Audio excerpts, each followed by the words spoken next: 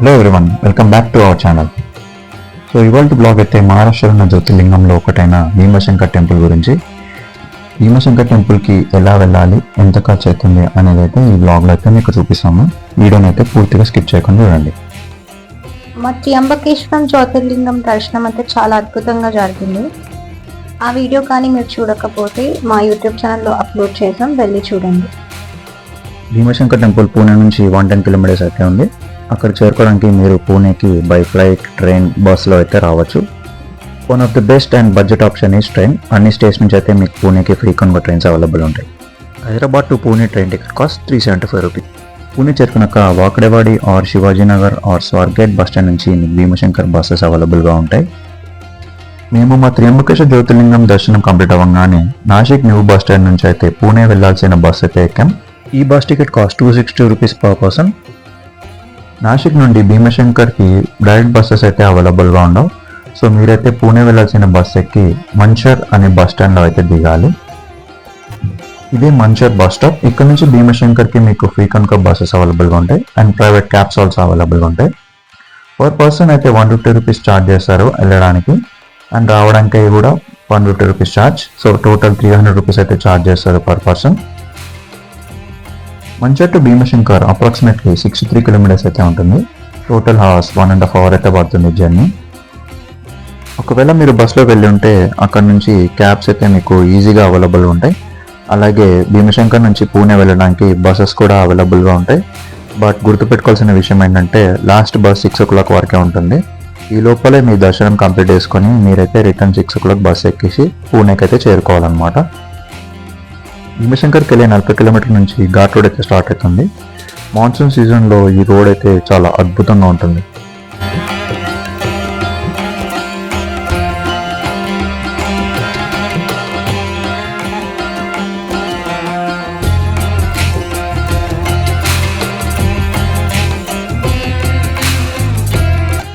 భీమశంకర్కి 4 kilometres ముందు మీకు parking stand అయితే కనిపిస్తుంది. ఇక్కడ నుండి ఏ ప్రైవేట్ వెహికల్స్ లోపలికి అలౌ అయితే చేయరు. మేము ప్రైవేట్ క్యాబ్ వెళ్ళడం వల్ల మాకు టెంపుల్కి డైరెక్ట్ తీసుకెళ్ళిపోయారు. ఒకవేళ మీరు బస్సులో వచ్చిన గవర్నమెంట్ బస్ స్టాండ్లో అయితే మీకు ఆపేస్తారు. ఇది భీమశంకర్ బస్ స్టాండ్. దీని ఆపోజిట్లో అయితే మీకు రూమ్స్ అవైలబుల్గా ఉంటాయి. 600 to 1200 రూపీస్ అయితే ఛార్జ్ చేస్తారు. దాని ఎగ్జాక్ట్ కనిపిస్తుంది అయితే టాయిలెట్స్ అండ్ చేంజింగ్ రూమ్. ఒకవేళ మీరు చేంజ్ చేసుకోవాలనుకుంటే అక్కడ చేంజ్ చేసుకోవచ్చు. ఈ బస్ స్టాండ్ నుండి భీమశంకర్ టెంపుల్ ఎగ్జాక్ట్ 200 మీటర్స్ అయితే ఉంటుంది. ఇలా స్ట్రైట్గా నడుచుకుంటూ వెళ్తే భీమశంకర్ టెంపుల్ అయితే కనిపిస్తూ ఉంటుంది. ఫైనలీ భీమశంకర్ రీచ్ అయ్యాం. అలాగే మేము భీమశంకర్ రీచ్ అవ్వడానికి అరౌండ్ 3 PM అయ్యింది. ఇలా స్ట్రైట్ వెళ్తే కిందకి వెళ్ళడానికి మెట్లు అయితే కనిపిస్తాయి. ఇక్కడ నుంచి దర్శనం క్యూ అయితే స్టార్ట్ అవుతుంది. స్టార్టింగ్ జనాలు అంత పెద్దగా కనిపించరు, కానీ ఇక్కడ జనాలు ఎప్పుడు ఉంటారు. ఫ్రీ దర్శనంలో అరౌండ్ 3 hours to 5 hours అయితే పడుతుంది. అండ్ ఎక్కువ జనాలు ఉన్న టైంలో అయితే 6 hours to 7 hours కూడా పడుతుంది. ఎంతమంది జనాలు ఉన్నారో చూసారా. ఈ లైన్ క్లియర్ అవ్వడానికి ఈజీగా 2 to 3 hours అయితే పడుతుంది. సో ఇక్కడ 500 రూపీస్ టికెట్ కూడా ఉంటుంది. ఇట్లా పక్కన కొంతమంది కనిపిస్తూ ఉంటారు. వాళ్ళైతే మనకి 500 రూపీస్ ఛార్జ్ చేసి 30 minutesలో దర్శనం అయితే కంప్లీట్ చేపిస్తూ ఉంటారు. మేమైతే ఇతన్ని ఫాలో అయిపోయాం. మాకు డైరెక్ట్ VIP లైన్లో మా దర్శనం కంప్లీట్ చేపిస్తా అన్నారు. డబ్బులైతే మీరు ముందే వీరికి ఇవ్వకండి. మీ దర్శనం మొత్తం కంప్లీట్ అయ్యాకనే మీరు వీళ్ళకి డబ్బులు ఇవ్వండి. ఇప్పుడు మనం భీమశంకర్ స్థల పురాణం అయితే తెలుసుకుందాం రండి. పురాణాల ప్రకారం కీర్తరాజు కుమారుడైన భీముడు అనే రాక్షసుడు ఉండేవాడు. ఇతను చిన్నప్పుడే తెలుసుకుంటాడు తను రాక్షస వంశానికి చెందినవాడని. అప్పుడు కోపంతో ప్రతీకారం కోసం కఠిన తపస్సు చేసి బ్రహ్మదేవుడిచ్చిన వరంతో భీకర శక్తులు సంపాదించుకుంటాడు. ఆ శక్తితో భీముడు దేవతలు, ఋషులు, మునులు, జనాలు ఎవరిని వదలకుండా దాడులు మొదలు పెడతాడు. అతను అంత హింస పెంచడంతో అందరూ భయంతో శివుని ఆశయం కోరుతారు. భీముడు ఒకరోజు ఒక మహాశివ భక్తుని కూడా చంపడానికి వెళ్తాడు.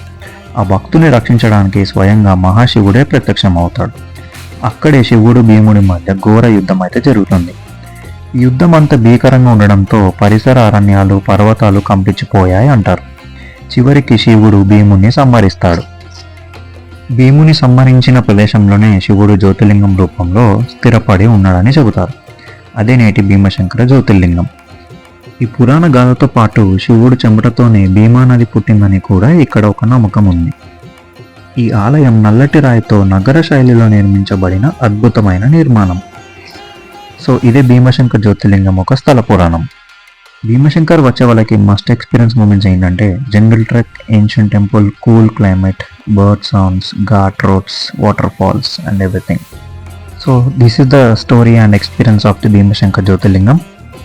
ఇప్పుడు మనం భీమశంకర్ జ్యోతిర్లింగం బడ్జెట్ ఎంత అవుతుందో చూసుకుందాం రండి. Hyderabad to Pune train ticket cost 375 rupees.